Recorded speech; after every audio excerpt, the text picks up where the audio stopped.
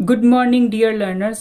आज मैं आप लोग के सामने फिजिक्स की बुक का रिव्यू करने वाला हूँ। ये क्लास 10 की फिजिक्स की बुक है जिसका नाम फाउंडेशन साइंस है। ये भारती भवन पब्लिकेशन की है। इस बुक के राइटर डॉक्टर SC वर्मा है। इनको नाम को बताने की कोई आवश्यकता नहीं है कि ये IIT में प्रोफेसर हैं, ठीक है ना। अब मैं आगे आप लोग को इस बुक के बारे में बताता हूँ। सबसे पहले इस बुक के अपीयरेंस की और इस बुक के फिजिक्स की बात की जाए, फिजिकल की, तो ये बुक बहुत ही पतली है, बहुत ही सिंपल बुक है, ठीक है ना। बाइंडिंग भी सिंपल है, पर इस बुक के पेजेस बहुत पतले हैं। तो एट लीस्ट, ठीक है ना, पेजेस थोड़े बेटर होने चाहिए ताकि बुक जो कि अच्छी रहे, लंबे टाइम तक चल सके। तो ये सब कुछ बेसिक बातें जो कि एक बुक में होनी चाहिए ताकि वो लंबे टाइम तक रहे। हाँ, ये बुक की प्राइस, ठीक है ना, ऑलमोस्ट जो है कि आप देख सकते हो रिटेन प्राइस जो कि 285 है, पर आप लोग को 10% तक डिस्काउंट इस बुक पे मिल सकता है। तो आप लोग को ये बुक 250 के आसपास तक मिल जाएगी। आप लोग इसको अमेजोन से भी ले सकते हो या फिर फ्लिपकार्ट से, आप लोग की जहां से इच्छा हो ले सकते हो। जहां तक बात है, मैंने बेसिक बता दी कि बुक अपीयरेंस में कैसा है। अब बात करते हैं इस बुक के कंटेंट्स की। तो जैसा कि मैंने आप लोग को बताया है कि ये बुक डॉक्टर SC वर्मा के द्वारा लिखी गई है, ठीक है ना। अब इस बुक के कंटेंट्स पे आ जाते हैं। सबसे पहले हम लोग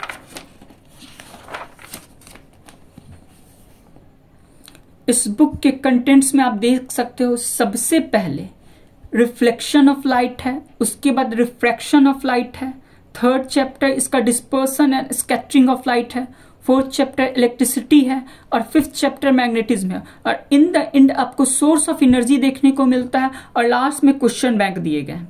तो चलिए हम लोग इसके चैप्टर फर्स्ट को देख लेते हैं।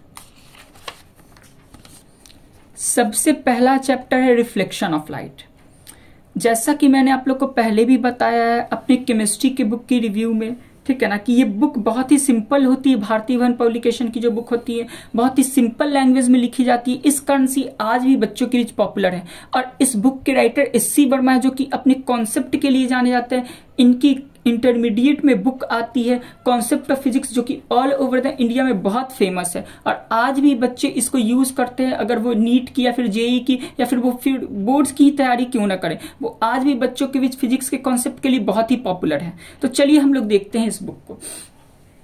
इस बुक में सबसे पहले हमें कुछ बेसिक्स बातें बताई गई हैं लाइट के बारे में। उसके बाद सम प्रॉपर्टीज ऑफ लाइट बताई गई है। उसके बाद प्रोपगेशन ऑफ लाइट बताई गई है कि आखिर लाइट जो कि कैसे ट्रेवल करती है, किस पाथ पे ट्रेवल करती है, ये सारी बेसिक बातें बताई गई हैं। उसके बाद लाइट के रिफ्लेक्शन के बारे में बताया गया है कि what is reflection of light. इसके लॉज बताए गए हैं कि what are the laws of reflection of light. यानी कि सारी बेसिक बातें, डेफिनेशंस को क्लियरली इसमें इंक्लूड किया गया है ताकि बच्चों को कोई भी प्रॉब्लम ना आए। उसके बाद इमेज की बात की गई है कि रिफ्लेक्शन जब होता है तो इमेज कैसे फॉर्म होती है और कैसी इमेज फॉर्म होती है। इसमें सारे बेसिक कॉन्सेप्ट यूं ही आप लोग को देखने को मिलते हैं। उसके बाद रिफ्लेक्शन फ्रॉम कर्व सरफेस देखने को मिलता है। सबसे पहले आप लोग देख सकते हैं यहाँ पे रिफ्लेक्शन फ्रॉम प्लेन सरफेस या फिर प्लेन मिरर आप लोग देख सकते हैं। उसके बाद रिफ्लेक्शन फ्रॉम कर्व सरफेसेस की बात की गई है, आखिर कर्व सरफेस से रिफ्लेक्शन किस प्रकार होता है। उसके बाद स्फेरिकल मिरर की बात की गई है। स्फेरिकल मिरर क्या है, उनकी डेफिनेशंस, उनसे related terms, for example principal axis, aperture, focus, focal length, centre of curvature, focal length, radius of curvature, pole, इन सब की बात की गई है ताकि आप लोग को कोई भी प्रॉब्लम ना आए। उसके बाद रियल एंड वर्चुअल इमेज की बात की गई है। यानी कि सारे कॉन्सेप्ट आप लोग को इसमें देखने को मिल जाएंगे आसानी से। आप लोग देख सकते हैं finding the image of point object के इमेज की बात की गई है।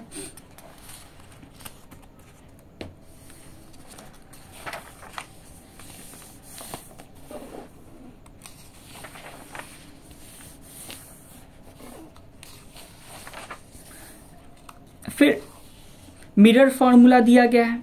मैग्निफिकेशन के लिए डेरिवेशन दिया गया है। उसके बाद न्यूमेरिकल है इन द एंड। आप लोग देख सकते हैं इसमें सॉल्व प्रॉब्लम भी दिए गए हैं। आप लोग को मैं दिखाना चाहूंगा एक बार। आप लोग देख सकते हैं कि सॉल्व प्रॉब्लम यहाँ पे मेंशन किए गए हैं, इसके एग्जांपल्स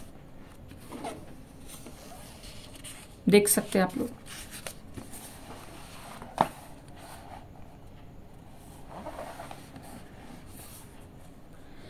इन द एंड आपको पॉइंट्स टू रिमेंबर देखने को मिलते हैं।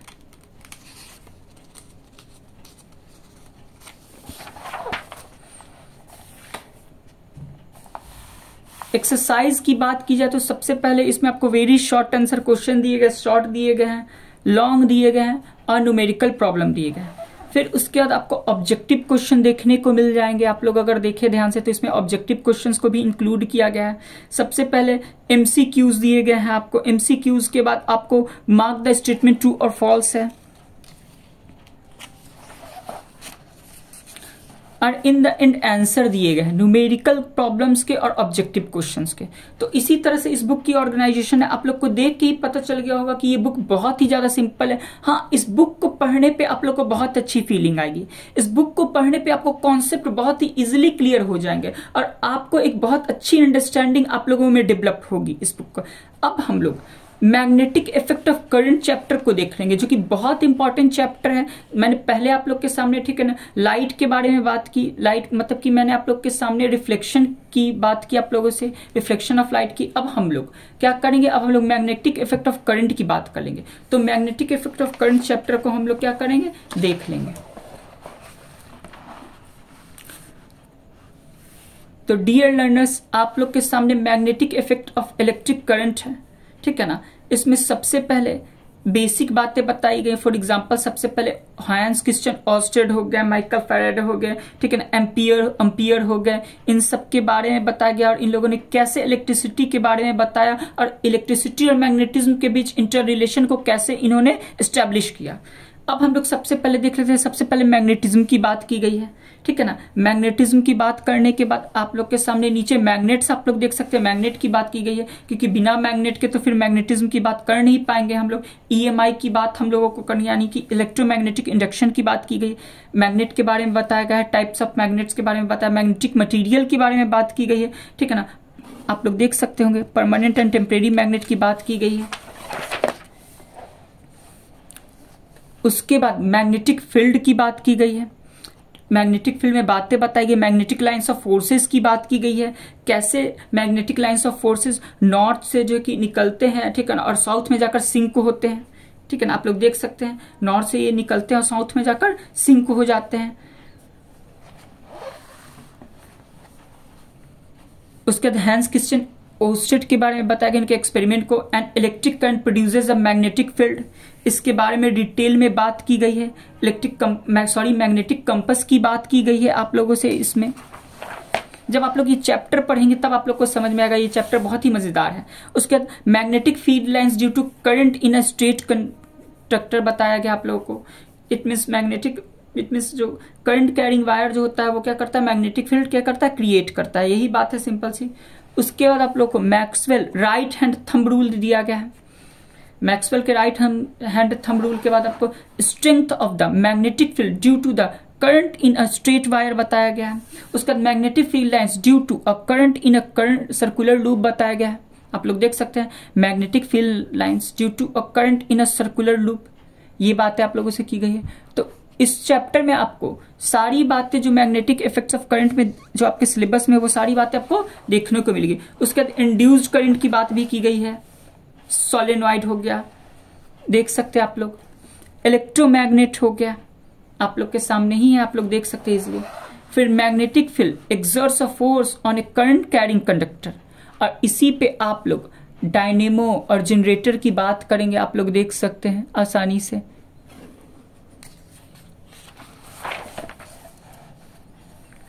फ्लेमिंग का लेफ्ट हैंड रूल है। इलेक्ट्रोमैग्नेटिक इंडक्शन आप लोग को देखने को नीचे में मिल रहा होगा। गैल्वेनोमीटर से मेजरमेंट की बात की गई है यहाँ पे, आप लोग देख सकते हैं। फ्लेमिंग राइट हैंड रूल है। Inducing current without a magnet है। फिर इन आपको चैप्टर के सबसे लास्ट में सबसे इंपॉर्टेंट आपसे मोटर एंड जनरेटर देखने को मिलेंगे, देख रहे होंगे आप लोग। Working of a DC motor है, आप लोग देख सकते हैं कैसे डीसी मोटर कार्य करेगा, उसके प्रिंसिपल हो गए। वर्किंग ऑफ डीसी जनरेटर है आप लोग के सामने। एसी जनरेटर, उसके डोमेस्टिक इलेक्ट्रिक सर्किट की बात की गई, लाइव, न्यूट्रल, अर्थवायर के बारे में बात की गई है आप लोगों से, आप लोग देख सकते हैं।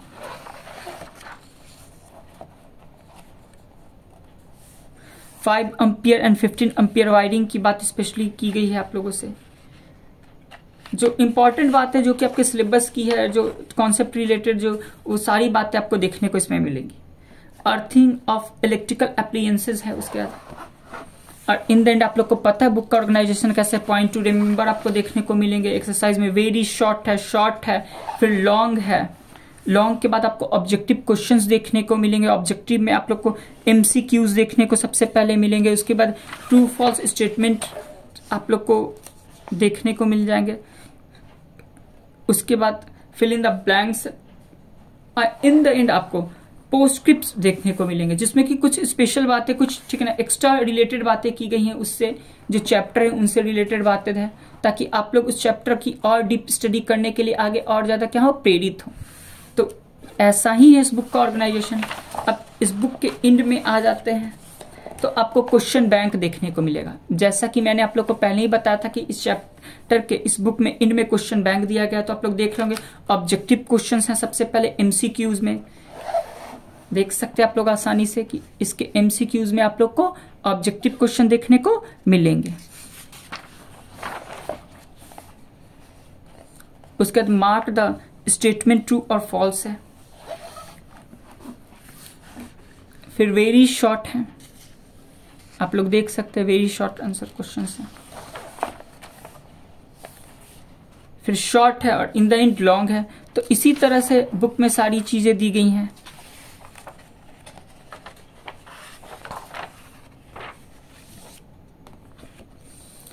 तो बच्चे लोग आप लोग बताइएगा कि ये बुक आप लोगों को कैसी लगी।